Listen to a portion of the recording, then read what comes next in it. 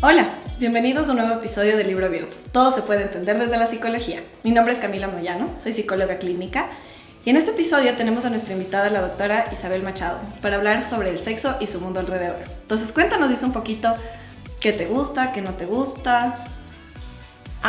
Bueno, entre las cosas que más me gustan está la música, el baile, me encanta bailar y nada, me apasiona un montón la medicina, por eso pues aquí estamos.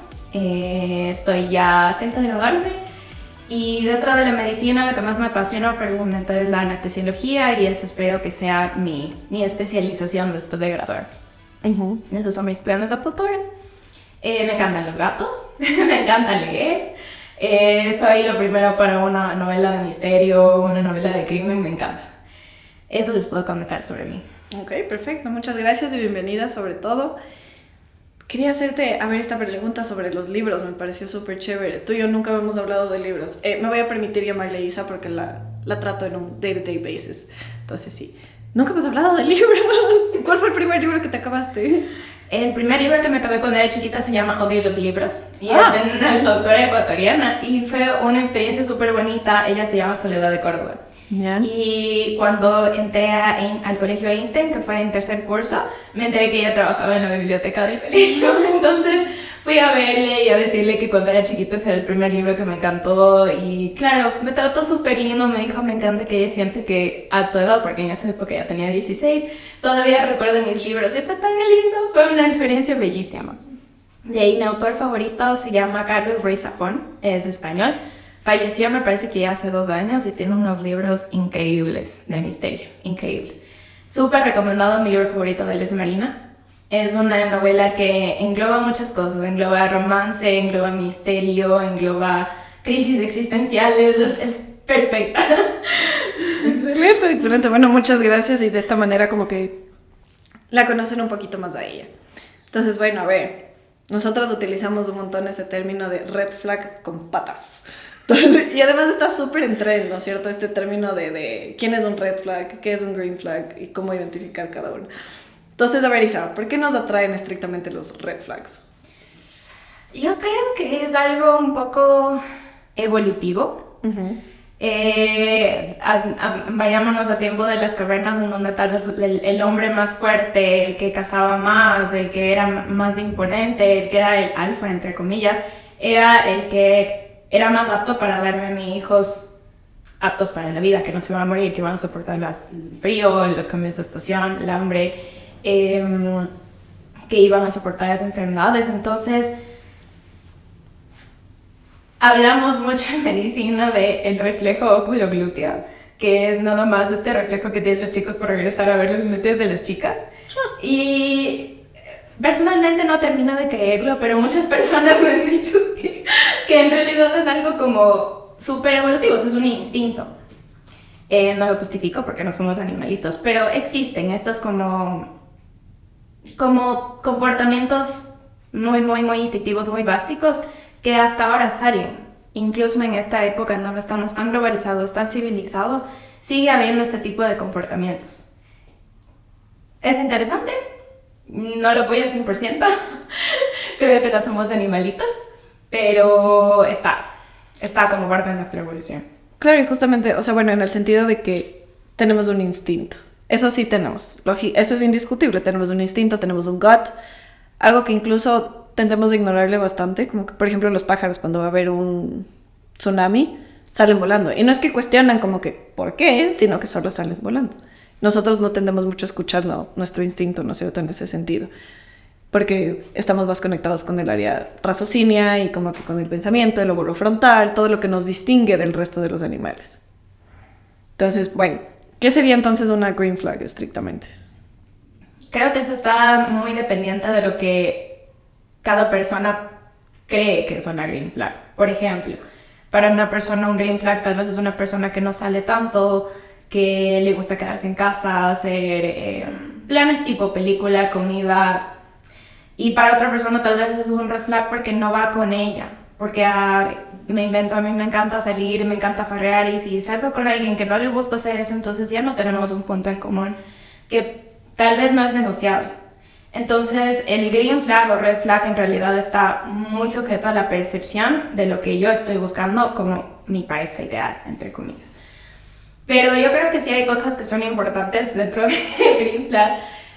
Respeto, una línea de comunicación abierta en donde yo pueda expresar mis sentimientos sin que la otra persona me diga, estás exagerando o no te vuelvas loca. Una línea de comunicación en donde yo me sienta lo suficientemente cómoda en expresar mis emociones. Me siento frustrada, me siento enojada, me siento feliz, me siento eufórica, me siento todo mi rango de emociones. Debo tener yo una pareja que me permita sentir todo ese rango de emociones. Entonces, creo que con las emociones entre comillas positivas como la felicidad, la alegría y todo eso es fácil. Pero ¿qué pasa cuando una persona está triste? Le pasó algo, tuvo un mal día o falleció alguien de su familia. ¿Cómo yo aprendo a afrontar esas cosas? ¿Cómo yo aprendo a ser un apoyo? ¿Cómo yo aprendo a ser empático? Eso es algo que no está muy desarrollado entre, al menos las personas de nuestra edad. He visto que falta bastante. Otra cosa que sería muy importante incluir dentro del green flag es una persona que sea no violenta, que aprenda a controlar sus reacciones. Es muy importante esto de pegar paredes, de gritar, o sea, ya son red flags súper grandes. Y una persona que no sea manipuladora. Una persona que sea transparente, abierta, o sea, que igualmente, como ya digo, tengo todo el derecho de expresar mis emociones, que la persona también se sienta cómoda y tenga todo el derecho de expresar las suyas. Y que no lo haga como una ganancia secundaria. Que creo que es lo más importante. Sí, me gusta mucho, tuvimos puntos muy importantes. Porque el hecho de sentir compatibilidad no significa que sea tampoco una relación que vaya a ser funcionar a largo plazo, ¿no es cierto? A largo y a corto plazo también, porque incluso ya metiéndonos un poco en el tema del día de hoy, en las relaciones sexuales igual necesitas cierto nivel de comunicación, o sea, necesitas un buen nivel de comunicación, necesitas respeto, necesitas confianza, porque la intimidad es algo que es un mundo mucho más amplio. Entonces sí me parece muy importante esto y me gusta mucho el término de comunicación asertiva, o sea, ser directo. Si no quiero una relación, perfecto. Si quiero un one night stand, perfecto. Si quiero algún otro tipo de dinámica, está bien, siempre y cuando se lleve en consideración la empatía, el respeto, la comunicación asertiva y sobre todo estas técnicas de manipulación. Justo esa era mi siguiente pregunta, así que bien. ¿Has escuchado tal vez del love bombing? La técnica en donde una persona toma un montón de amor y después te lo quita. Exactamente. Entonces, eso como justo hoy de mañana estaba escuchando un podcast de esto y esta chica mencionaba como que en términos de relaciones sexuales como te dan como que un montón de love bombing, tanto hombres como mujeres, y luego como que al momento que tienes una relación sexual ya dicen, ok, gracias, conseguí lo que quería, hasta luego. Entonces, como que, ¿qué piensas tú de esto? Y si es que tal vez has escuchado como que de más técnicas de manipulación, porque hay un montón. Gaslighting, love bombing, todo. ¿Qué opino sobre el love bombing? Se me parece tenaz. A ver, yo soy muy partidaria de que a nivel, al menos de mi generación, y me atrevería incluso a decir que las generaciones pasadas, no tenemos esta habilidad de comunicación clara para nada. Y como tú dices, Cami, la comunicación asertiva es la base de todo. Si yo quiero un one night stand, tengo que tener la posibilidad y la habilidad de acercarme a una persona y decirle, esto es lo que quiero, ¿te parece o no te parece? Pero estamos en un mundo donde todo es por debajo de la mesa, todo es con indirectas. Entonces, si yo me comunico a partir de indirectas, lo que estoy haciendo es abrir la interpretación de la otra persona y capaz entiende algo completamente distinto a lo que yo le estaba diciendo. Entonces, me estoy metiendo en algo que ni yo mismo entiendo ni puedo controlar y la otra persona está recibiendo cosas que yo no le dije. Entonces es tan peligrosa ese jueguito de las indirectas porque estás completamente en otra página con la otra persona.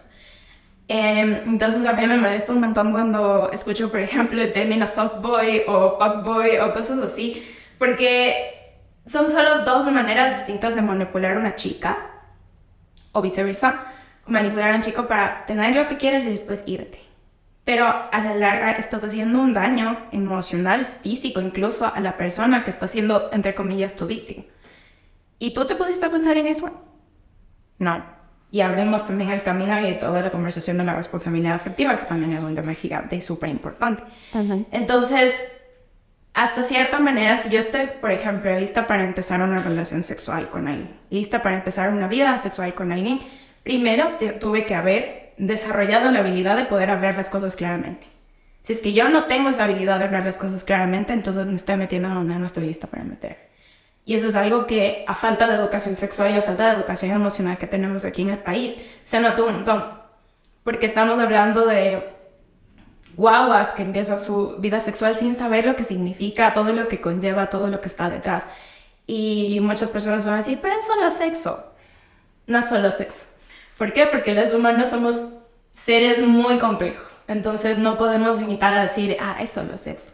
Es imposible, porque está un montón de cosas tan entrelazadas que no se puede separar una de la otra. Entonces es completamente importante el hecho que yo sepa comunicar mis intenciones, comunicar qué es lo que quiero de la otra persona y estar abierto a la posibilidad de que esa persona me diga sí o me diga no. Y tener la madurez para aceptar esa respuesta. Y eso es algo que aquí en el país no hay. Entonces, ¿a qué hemos recurrido? Al hecho de que las personas manipulan, el hecho de que, por ejemplo, el término softboy, que el chico es súper lindo conmigo y me lleva cosas de no sé qué, y se comen después cuando ya termina de acostarse conmigo, hace lo mismo con una chica distinta. Hace lo mismo con mi compañera de trabajo, hace lo mismo con mi mejor amiga, hace lo mismo con un montón de gente. Entonces, la persona que recibe ese tipo de tratos está aprendiendo ciertos patrones de conducta súper dañinos. No fui lo suficiente, o ¿por qué las personas siempre me tratan así? O los chicos son de miércoles, y así por el estilo. Y son cosas en verdad súper evitables. Si es que todos nosotros nos enfocaríamos y nos esforzaríamos en desarrollar habilidades necesarias antes de relacionarnos con otras personas. Y si les enseñáramos a nuestros hijos lo mismo, ojo padres, a tener una comunicación asertiva, con respeto, calmada, directa y con la madurez emocional suficiente para aceptar la respuesta que me está dando la otra persona y para abrirme a las opiniones que me da la otra persona. Ok, muchas gracias. Una respuesta bien construida, la verdad. Muy bien construida. Te felicito por, sobre todo, tener esta mente tan linda que tienes, que es tan abierta y tan brillante y tan juzgona, pero en un muy buen sentido. En un muy buen sentido, juzgona. A ver, dijiste este término de guaguas que empiezan a entrar a un mundo sexual. Estadísticamente en el país, ¿cuándo empieza la vida sexual de las personas? Porque... Perdón. Quiero acabar mi idea de por qué esta pregunta es importante. ¿Por qué? Porque generalmente lo que pasa es justamente la educación sexual que tenemos y que recibimos. A mí, estrictamente en mi colegio, ¿cuál fue mi educación sexual? Si te doy un chupete y te digo que no te lo comas, ¿te lo vas a comer cuando me vaya? Sí, ok, perfecto. Por eso no tenemos que dar educación sexual a los niños. Para mí me parece eso, sinceramente, una estupidez. Porque los niños en sí son seres sexuales, A. Y B, todo conocimiento es necesario en algún punto. Entonces, ok, digamos que los niños ahorita no necesitan saber este tipo de cosas, pero en algún punto sí lo van a necesitar. Entonces, por eso es importante hablar. Obviamente desde un lugar de respeto y empatía, como nos recalca la Isa, pero sí es importante hablarlo. Entonces, ¿desde cuándo empieza la vida sexual de una persona aquí en el país estadísticamente hablando? La última vez que revisé podía ser tan temprano como en los 11, 12 años. En varones y mujeres alrededor de los 13, 14, 15 años. Nunca nos faltan en los hospitales la chica de 13, 14 años que viene embarazada. Entonces, en verdad es un problema muy preocupante. Y bueno, como mencionabas, Tommy, sobre la educación sexual, yo creo que es algo completamente necesario. Empezar una educación sexual desde que los niños son chiquitos. ¿A qué me refiero? A un niño chiquito le voy a enseñar que debe quererse, que debe respetarse, que debe querer su cuerpo, tratarlo bien. Y el momento que yo enseño eso, estoy enseñándole al niño que todas las personas que le van a rodear en algún punto también van a tener que quererle, respetarle y apreciarle al niño. Entonces, yo no estoy hablando de que a niños de 5 años les vamos a hablar sobre per se que es una relación sexual, pero sí estamos enseñándoles que son límites y respeto. No me tocas porque yo no quiero. no te acercas porque yo no quiero. Entonces a mí me parece, por ejemplo, tenaz el hecho de que a veces cuando eres chiquita un poco te obligan como tal vez a saludar a alguien y que te abracen y que te caguen y sé que no es tan bueno porque el niño tiene todo su derecho de decir no quiero y está bien, no quiero que te acerques, no quiero que me toques y eso es algo que nos falta un montón porque aquí creo que como somos una cultura súper latina, súper touchy, estos como límites de no me toques, no invades mi espacio, todavía falta un montón porque incluso desde niños nos enseñan que eso tal vez no está tan bien porque la otra persona se va a enojar, se va a resentir, ¿qué va a pensar? Entonces falta bastante en ese sentido y después cuando vamos creciendo introduciendo todo lo que es concepto de relación sexual, anticoncepción, límites, cómo decir que no, consentimiento, todo eso es súper importante porque seguimos en una época en donde me dicen a mí como chica cuidado, pero no le dicen al chico cuidado, no te vayas a sobrepasar, no es no. Y nada, pues me duele decir que todavía seguimos en una mentalidad súper machista, en una mentalidad súper violenta, en donde a mí como mujer me han enseñado que tengo que estar todo el tiempo alerta y todo el tiempo asustada. Entonces, ¿cómo es justo que no puedo salir a comprar a la tienda tranquila? O cómo no me puedo subir a un bus tranquila? O cómo no me puedo ir a pasear por el centro tranquila? Porque siempre estoy súper nerviosa de quién se me acerca, quién me está viendo, quién me persigue, quién... Tenaz. Así que eso ya me fue un poco de tema. Pero límites, vuelvo a los límites. Es importante desde chiquitos enseñarles a los niños que está bien decir que no y que es responsabilidad de la otra persona respetar el límite que yo pongo. ¿Y eso a qué me ayuda? A que cuando yo crezca no voy a estar en este juego de me toparon la pierna, me incomoda, pero no sé cómo decirle que no porque me asusta. Entonces el tener la habilidad de tener límites desde pequeño es algo completamente fundamental para una buena base de educación sexual. Totalmente. Y bueno, ahorita que justo mencionaste, voy a compartir algo un poquito personal de mi familia. Justo con este tema de me tocaron la pierna y no supe qué hacer. A veces como que nos agarró de curva, justamente, porque sí tenemos todo este habla como que ya un poco más progresista, feminista. Digo habla porque en la realidad es un poco... Todos sabemos que es muy distinto. Pero es un tip que mi tío le dio a mi mamá y mi mamá me lo dio a mí y se los doy a ustedes. Y es que inmediatamente cuando te ponen la mano en la pierna y tú te sientes incómoda, antes de decir que no, coges la mano, quitas la mano y dices luego que no. ¿Por qué? Porque si no, mientras tú le estás mandando al diablo, al tipo, la mano sigue ahí. Entonces primero quitas la mano y después dices que no. Entonces les comparto el tip de mi tío. Entonces eso. Gracias, Cami. Y dos, como que justamente con este tema de los niños, como que yo he visto mucho que tiene que ver justamente con la cultura y este término de no querer ser groseros. Porque como latinos, ¿cómo vamos a ser groseros? Somos súper amables. Y sí, somos personas muy amables por estereotipo, es verdad. Pero ¿qué es lo que pasa después? Como que, ¿cuál es el mensaje que estamos mandando? Es más importante la incomodidad de la otra persona que la tuya. Y eso no está bien. Entonces, como que simplemente decir no y respetar el no de los niños me parece muy importante en este sentido de su cuerpo es su cuerpo. Y no le puedes forzar a que salude a la tía, a la abuela, al primo o al cuñado porque va a ser grosero. Ok, perfecto, no quieres que sea grosero, hola. Pero eso no significa que le tengo que obligar a mi hijo a que le toque. Porque es su cuerpo y son límites. Y eso me encanta. Me encanta que hayamos llegado a ese punto porque no estaba planificado para nada, pero me parece muy importante. Entonces, a ver, sigamos con esto. ¿Cómo, hablando justamente del término de la educación sexual y que no existe mucho que digamos, por todos los estigmas sociales que hay? Te voy a mandar una pregunta que sí es medio como... para las abuelitas del podcast. No, mentira, todo bien. ¿Cómo nos podemos cuidar estrictamente en el sentido sexual cuando tenemos o decidimos tener un one night stand? Cosas a tomar en consideración. Primero, hablar. Voy a hablar con mi pareja, entre comillas. Voy a comentarle que esto es un one night stand. Vemos si estamos en la misma página, si estamos los dos cómodos.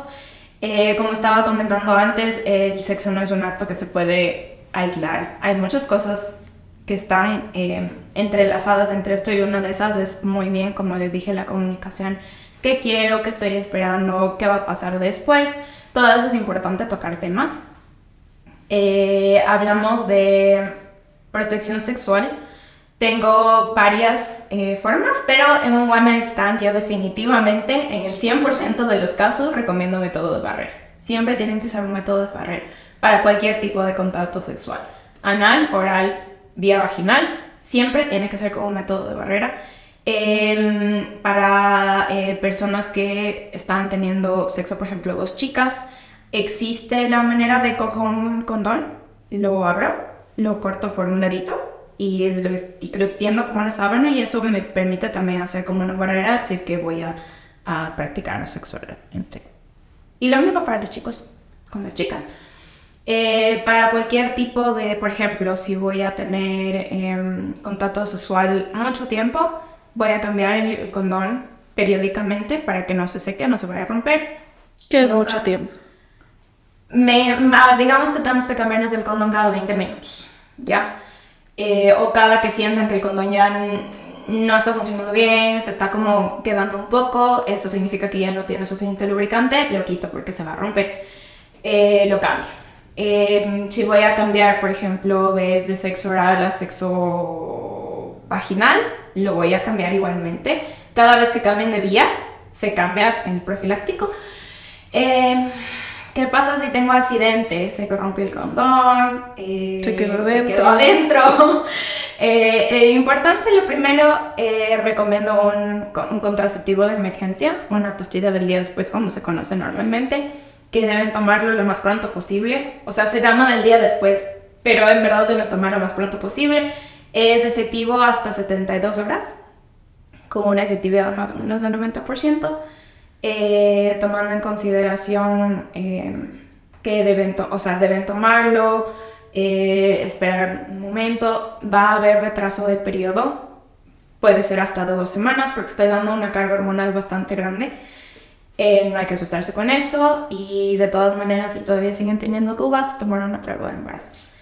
En cuanto a lo que es enfermedad sexual, voy a tener enfermedades tratables y enfermedades curables. La mayoría son curables. Diría que las que califican como tratables son el VIH, la hepatitis B y C en algunos casos. Todo en verdad depende del manejo del médico. Y es importante hacerme pruebas. Entonces, se me rompió el condón, voy al laboratorio, me voy a hacer pruebas seriada al mes, a los 3 meses y a los 6 meses. VIH, hepatitis B, hepatitis C. Con el resto de las otras enfermedades sexuales, la mayoría son sintomáticas. Si es que tengo, por ejemplo, síntomas como que me duele, me arde, me pica, tengo flujo vaginal verdoso o poco gris, con burbujas, voy al médico y el médico se va a encargar de hacerme las pruebas necesarias y de darme los antibióticos que se necesiten. Uh-huh. Otra cosa muy importante, sobre todo las chicas, es que se hagan sus papanicolau todos los años o cada que su ginecólogo lo vea prudente, pero es importante que cuando empiecen la vida sexual vayan donde su ginecólogo y le comenten esto para que se comiencen a hacer sus papanicolau.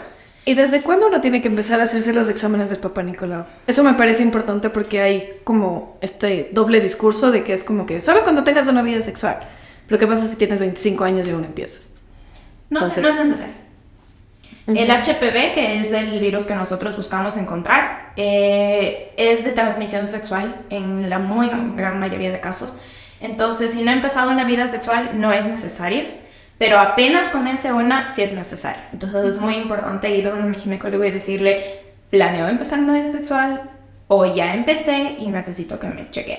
Uh-huh. ¿Y no tiene que ver también con el cáncer uterino este examen? Claro que sí. Entonces, como les comentaba, el virus del HPV es el virus que se contagia vía sexual. En el 95-96% de los varones suele ser asintomático, entonces el problema somos más nosotras. A ver, como es una enfermedad sexual ampliamente distribuida, me atrevería a decir que son muy pocas personas las que no tienen. Lo normal es que nosotras lo superemos. Dentro de unos 2-3 años el virus debería desaparecer si es que en algún punto yo me contagié. Pero si es que no llega a desaparecer, es necesario hacer menos chequeos de Papa Nicolau. ¿Por qué? Porque este virus es cancerígeno. Entonces va a llegar a un punto en donde prolifere tanto que después nos puede dar cáncer de cuello del útero. Entonces es muy importante hacernos estas pruebas de Papa Nicolau para estar seguros de que no está pasando nada. Y en el caso de que llegue a pasar algo, al menos lo cogemos en una etapa temprana en donde es completamente muy tratable. Entonces es uno de los cánceres que yo me atrevería a decir que es súper prevenible y súper tratable. Prevenible, ¿por qué? Porque tenemos vacuna. Entonces todos, hombres y mujeres, deberíamos ponernos esta vacuna que se llama Gardasil, del nombre comercial, 3 dosis a los 12, 13 años. Pero si es que no se han puesto y ya comenzaron, de todas maneras deberían ponerse. O sea, nadie se salva. También hablando de vacunas, hay vacunas contra la hepatitis B, es necesario que se la ponga. Eso les puedo comentar. Entonces, en resumen, si tienen algún síntoma extraño, vayan a su ginecólogo, vayan a su doctor de cabecera, a quien confíen. Es necesario, porque algunas lesiones tienden a aparecer y desaparecer, pero eso no significa que la enfermedad se fue, entonces necesito tratamiento. No tengan vergüenza, yo siempre les digo a mis pacientes, si ustedes piensan que se ven mal, seguramente su doctor ya ha visto cosas peores, entonces no hay ningún problema. Por favor, vayan. Igual que vayan a terapia, vayan al médico. Por favor. Ok, perfecto, muchas gracias. Y, a ver, justamente este término lo regresamos un poquito como que al tener la comunicación, ¿no es cierto? Entonces, si es que me entero que tal vez estoy teniendo algún tipo de enfermedad o algún otro tipo de cosa, como que es importante comunicarlo también a mis parejas. ¿Cuál es el periodo importante como que de contagio en este tipo de cosas? Depende mucho de la enfermedad. Uh-huh. Verán, yo recomendaría que si ustedes comienzan una vida sexual, se hagan chequeos periódicos cada 6 meses, cada año, de enfermedad sexual en general. Yo creo que es muy importante que cuando voy a tener una relación sexual con alguien, conversemos sobre esas cosas. ¿Te has hecho pruebas antes? Si te hiciste pruebas, ¿todo bien? ¿O tienes algo? Abran el espacio para conversar sobre estas cosas. ¿Por qué? Porque ¿qué pasa si yo me encuentro con alguien con quien quiero tener una relación sexual y tiene VIH? Existen maneras de evitar el contagio, no solo por el profiláctico, sino pastillas que existen. O sea, yo me estoy preparando para tener contacto con alguien que tiene VIH y eso se aplica tanto a una persona con quien quiero tener un one night stand, o qué pasa si es que es mi novio, o si es que es mi esposo, o si es que ya es una relación mucho más a largo plazo. Existen maneras de prevenir. No son 100% seguras, pero hay, que es mucho más de lo que teníamos antes. Es importante hablar sobre eso. Si es que tengo una enfermedad, por ejemplo, sífilis, que está en tratamiento, me puedo esperar una semana para de ahí tener contacto con alguien más donde ya estoy segura de que no tengo nada. Entonces, en el caso de enfermedades curables, es mejor que tengan un periodo de abstinencia hasta que completen el tratamiento y de ahí puedo tener contacto mucho más tranquilamente con alguien más. Y aquí creo que entra también mucho esto por toda la responsabilidad de no porque yo tengo una enfermedad lo voy a ir contagiando por ahí como si fuera cualquier cosa. O sea, hay que ser responsables con otra persona, hay que abrirse mucho a estas cosas y conversar. Yo diría, me atrevería a decir que la mayoría de personas van a tener una conversación de ¿te chequeaste? ¿Todo bien? Sí, yo también, todo bien, sí, ya. Vamos. ¿Y cuáles son las enfermedades más comunes que hay? ¿Qué es lo que más vamos a ver? Tal vez clamidia, gonorrea, el sífilis no es tan común como antes, pero de nuevo, la gonorrea, la clamidia y el sífilis son bacterias súper curables. Entonces, una rondita de antibióticos estoy como no. Y yo creo que eso es importante decirlo porque las enfermedades sexuales están muy estigmatizadas. Y yo creo que es algo de lo cual no me tengo que avergonzar. Medio, ¿qué se puede hacer? Voy, hago las cosas que tengo que hacer, en la mayoría de casos me voy a curar y es como que nada pasó. Tengan en consideración los síntomas que les había dicho, si tienen lesiones, úlceras, si tienen descargas como cremosas, de mal olor, todo eso es importante llevar al ginecólogo o al urólogo. Y nada, tener en consideración que probablemente con las que más me voy a encontrar son estas. Hablando ya más profundo, por ejemplo, enfermedades tratadas como el VIH, es más común en ciertas regiones que en otras. no quiero aumentar el estigma, pero es verdad que tenemos más VIH en la costa que aquí en la sierra. Es muy importante entonces tener las medidas necesarias para poder yo tener contacto sexual con alguien. Nunca lo hagan sin protección, jamás, nunca se les ocurra. Y sí, bueno, por obvia circunstancia ya pasó, me voy a dar a mi médico y le cuento, sabes que esto me pasó, no sé qué pasó con la otra persona, y el médico se va a encargar de pedirles las pruebas necesarias. Creo que es importante abrir un paréntesis para hablar de VIH en específico, porque si bien es una enfermedad que todo el mundo creo que tiene mucho miedo, es una enfermedad muy tratable ahora.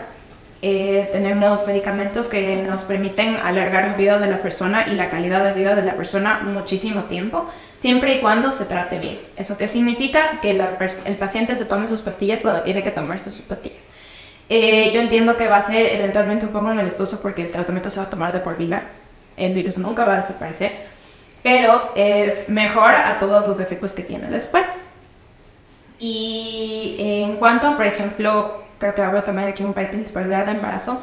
Creo que muchas personas tienen este miedo de si me contagio de VIH después me embarazo. Si es que están bajo su tratamiento, el bebé no se va a contagiar. Y eso también es muy importante decirlo. Y eso abre una posibilidad enorme para que parejas que tienen VIH y que quieren tener hijos, sí puedan. Y el niño va a salir completamente sano. Muchas gracias, dice que qué lindo, o sea, qué lindo que también hayas pensado en los paréntesis que querías hablar. Me gusta mucho eso. Ok, entonces, estrictamente hablando, no existiría un cambio entonces así como que súper significativo siempre y cuando tengas los cuidados paliativos que tengo que tener en caso de contraer estas enfermedades. Mencionaste este término de nunca tener relaciones sexuales sin protección. Justo estaba leyendo unos estudios hace un par de años que decían como que todos somos súper conscientes de eso hasta que tenemos una relación afectiva duradera. Y al momento que eso pasa, toda esa lógica se va por la ventana. Y como que lo que suele pasar ahorita, como que según las estadísticas que estoy familiarizada, se utilizan anticonceptivos, se da la carga como que la preocupación más grande es el embarazo. Entonces es como que tomas los anticonceptivos como mujer, lo cual a mí me parece... pero ya vamos a hablar de eso. Y listo, o sea, como que la protección se queda... O sea, los métodos de barrera se quedan a un lado. Entonces, ¿qué pasa estrictamente cuando te pone los cachos tu pareja y no estabas tomando estos cuidados que estamos hablando de los métodos de barrera? ¿Qué cuidados necesitas hacer ahora después de esto? Ay, primerito, ir a donde mi psicólogo. Bien, me gusta. Excelente. Este tema de las infidelidades es una carga tanto psicológica, emocional, también física, porque claro que llevan muchas cosas. Cami, tú nos podrás decir mucho más cuál es el proceso que pasa a una persona después de que le pusieron los cachos. Yo como médica, habían dos posibilidades. En la primera, que me entregue una paciente que me diga, mi pareja me puso los cachos, ¿qué hago? Y la segunda es una paciente que me dice, ¿sabes qué? Tengo estos síntomas, ¿qué hago? Entonces, en el caso de que ustedes lleguen a sentir síntomas, vayan al ginecólogo. Muy probablemente la enfermedad les está dando síntomas y ya sabemos qué es, o podemos saber qué es. Pero en el caso de que no tengan síntomas y igual quieran estar seguros, nada, pues me va a tocar tachar todo el panel de enfermedades sexuales porque en verdad no se puede saber qué es lo que puede ser. Pero ahí a lo que más le pondría énfasis tal vez sería a la prueba de VIH, hepatitis B, hepatitis C, Herpes, que caen dentro de las tratables, y tal vez clamidia, porque bien siendo una enfermedad curable, es una enfermedad que en mujeres sobre todo da muy pocos síntomas. Entonces es importante hacer esa prueba, siempre y cuando esté al alcance del bolsillo del paciente, porque también son pruebas caras. O sea, si yo tacho todo un panel, me podría estar costando tranquilamente unos $300, $400. Entonces, todo acorde con mi paciente y lo que se puede hacer. Entonces, ya esos son los dos caminos que yo veo médicamente hablando, pero siempre en acompañamiento con un terapeuta, en el caso de que no sea posible, con alguien de confianza, con un sistema de apoyo alrededor del paciente a quien le pusieran los cachos, porque es tenaz. Sí. Y es más tenaz y encima más me contagiaron una enfermedad sexual. Entonces, sí. Sí, y totalmente, o sea, justo vamos a sacar un podcast de esto, por eso la Isa se nos adelantó en ese sentido. Y vamos a tratarlo en el sentido de cómo afecta tanto el autoestima, la seguridad de la persona, cómo visualiza las relaciones. Después de haber pasado este episodio, que me atrevo a decir traumático. Definición de trauma en el sentido de algo que nos afecta. ¿Ok? Entonces, bueno, muchas gracias por recomendar terapia, estoy muy de acuerdo. Vengan a terapia de nuevo. A ver, y para ya ir acabando, vamos a entrar en un tema un poco más heavy. ¿Cómo se trataría en caso de, o sea, cuando todo este tipo de control no está en tus manos? Es decir, en el caso de una violación. ¿Qué cuidados médicos tengo que tener después de esto? Teniendo en consideración que es un tema sumamente sensible, que probablemente se encuentra en un estado de shock. Hablemos estrictamente en el tema de mujeres, no por discriminación, sino por temas de estadística, que se da más. Bueno, el tema de la violación es un tema delicado de muchas maneras. En la parte médica es un tema que se nos sale un poco de las manos a los médicos generales porque pasa a ser de medicina legal. Entonces, si a mí me llega una paciente diciendo que le violaron, yo lo que hago es acogerle en mi sala de emergencias, separarle de todo el resto. Obviamente le voy a aislar, no le voy a poner en un ambiente lleno de estímulos, lleno de pacientes, lleno de locura. Y voy a llamar al médico legal, que va a venir con todo su kit, va a tomar pruebas, va a tomar fotos. Y yo creo que esto es algo, si bien necesario para lo que viene después, que es todo el proceso legal y todo el proceso investigativo, es tenaz para la persona, para la víctima. O sea, que aparte de que me violaron, tengo que estar desnuda enfrente de un doctor que me está tomando fotos a mis moretones, a, no sé, mordidas o lo que sea que yo tenga en mi cuerpo, es tenaz. Entonces, yo creo que eso es algo que falta mucho aquí en el país y es el acompañamiento psicológico que tienen que tener esas víctimas desde el minuto 1, porque es un proceso muy feo. O sea, es un proceso necesario, pero es un proceso muy feo. Entonces, aparte de eso, obviamente el médico legal termina de tomar todas sus muestras y toda la situación. Nos vamos a preocupar obviamente de la paciente en el sentido de vamos a ver si está embarazada, vamos a ver si tiene alguna enfermedad de transmisión sexual, vamos a ver si necesita suturas, por ejemplo, si le abrieron cortes, si es que entonces es un tema de manejo muy integral. O sea, todos los pacientes los tratamos integralmente, pero este paciente en específico mucho más. Porque todo hay que hacerlo con mucho tino, con mucho cariño, me atrevería a decir, a pesar de que no es tan profesional lo que estoy diciendo. Pero necesitas tener mucha empatía con ese paciente, con esa paciente que está enfrente tuyo, porque, como tú bien dices, muy probablemente va a llegar en un estado de shock.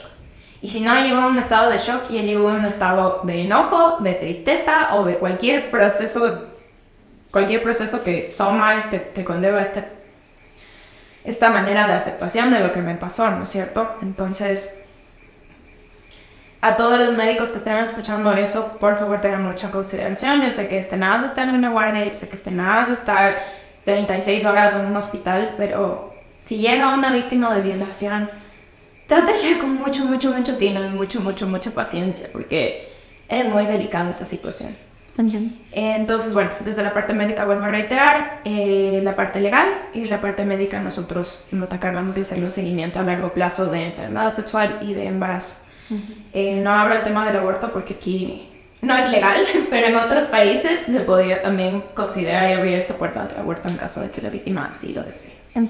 Voy a solo hacer no una corrección, sino simplemente una reiteración de que es súper importante cómo hablamos. Entonces a mí me gusta mucho utilizar esta palabra de sobreviviente y no de víctima. Porque cualquier tipo de abuso, tanto físico, sexual o psicológico, una persona que ya lo haya pasado es un sobreviviente. Y eso me parece una manera súper empoderante de hablar de este tipo de cosas. Entonces no es una corrección, simplemente es para los viewers que si es que lastimosamente pasaron por este tipo de cosas, lo tengan en mente como esto. Entonces, bueno, hablamos de un tema heavy, pero ¿cómo estás? Todo bien. ¿Sí? ¿Qué tal pasaste aquí? ¿Te gustó el espacio? Me encantó el espacio, Cami, gracias por la invitación. Estás haciendo una cosa hermosa con tu podcast. Estoy muy orgullosa como tu amiga y como profesional. Es completamente necesario lo que estás haciendo, así que gracias. No, muchas gracias a ti por el espacio. Y bueno, solo para cerrar este último punto, entonces lo primero que hay que hacer es ir a un hospital, en una sala de emergencias. Ok, sí, porque no quiero dejarlo pasar por mi cabeza como algo que no es importante, porque sí lo es. Entonces, ok, muchas gracias. Este podcast es luz y tú eres parte de esa luz. Entonces te agradezco mucho por venir. Y esto fue Libro Abierto. Todo se puede entender desde la psicología, el mundo alrededor del sexo, y manténganse conectados para más.